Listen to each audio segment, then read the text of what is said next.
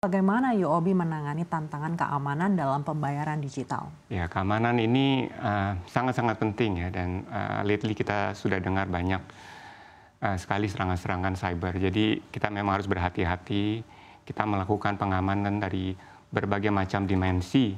Dan dalam hal ini seperti contohnya yang pertama adalah multi-factor authentication. Kita menggunakan ini untuk autentikasi nasabah dan juga staf kita dalam mengakses sistem di dalam bank. Yang kedua adalah multi-layer of defense concepts. Di sini kita melakukan multiple layers dari satu area. Contohnya di dalam Tomorrow aplikasi kita, ya, di dalam endpoint protection-nya kita mempunyai berbagai macam fitur keamanan seperti anti malware, anti tampering of the device. Jadi kalau device sudah di jailbreak tidak bisa diinstal Tomorrow-nya.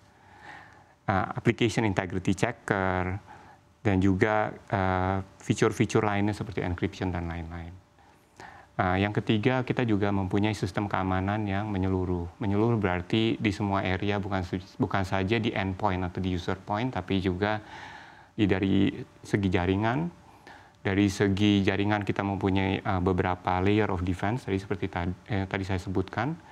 Dan kita juga mempunyai protection di daerah storage, servers, dan juga termasuk laptop-laptop buat staff dan di branch juga.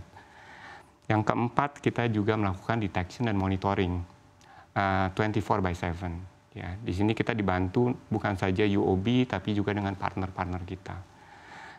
Yang kelima, kita juga melakukan incident management dan recovery yang tepat waktu dan menyeluruh jikalau ada case-case tertentu yang kita perlu telusuri. Yang keenam, ini sebetulnya paling penting adalah preventif. Contohnya adalah edukasi. Edukasi mengenai menghindari phishing, social engineering, tricks ya, or fraud ya. Dan ini untuk nasabah dan juga untuk staf kita. Baik, berikutnya Pak Paul, apa saja langkah-langkah yang diambil untuk memastikan kepatuhan terhadap regulasi perbankan dan juga otoritas finansial? Ya, untuk ini kita bekerja sama dengan erat dengan compliance team kita dan juga dengan regulator.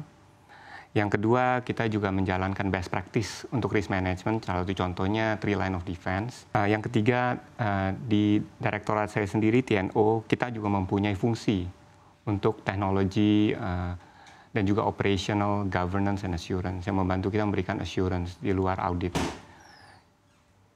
Kita juga mempunyai Department Information Security yang bertanggung jawab untuk information security termasuk policy.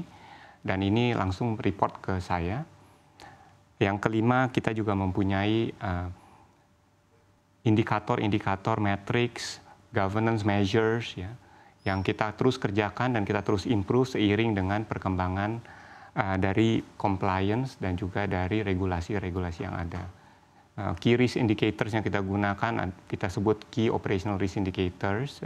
Ada juga yang key risk and control self-assessment. Semua itu kita kerjakan secara berkala dan juga secara detail dengan akuntabilitas yang jelas di dalam departemen-departemen dan juga direktorat-direktorat tersebut. Baik, berikutnya Pak Paul, bagaimana langkah mengukur dan meningkatkan pengalaman pengguna dalam layanan pembayaran digital? Dalam hal ini kita melakukan beberapa pengukuran, ya.